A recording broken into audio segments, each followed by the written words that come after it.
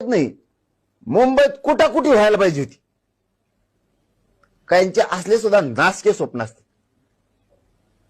तुम्ही माझ्यावर जर विश्वास नाही ठेवला आणि मी बाजूला गेलो तर हेच त्यांचं म्हणणं आहे.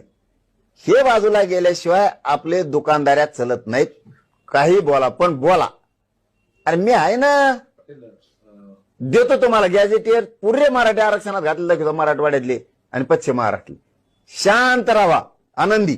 ओबीसीचे नेते आक्रमक झाले. भुजबळ आता मंत्रिमंडळाच्या बैठकीतून बहिष्कार टाकून बाहेर पडलेले आहे. आणि बैठक होते ओबीसी नेत्यांची. पुन्हा आणखीन एक बातमी आणली. मराठा बांधवांनो, आपल्या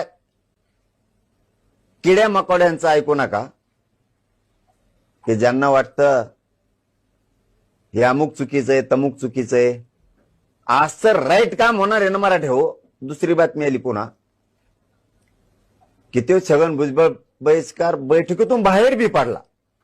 मराठ्यांनी फक्त डोकं चालायचं. आपल्या लोकाला विरोध करणारे जे दोन चार आहेत ना, हे राजकीय गुलाम आहेत. यांचा पिढ्याना पारचा इतिहास आहे.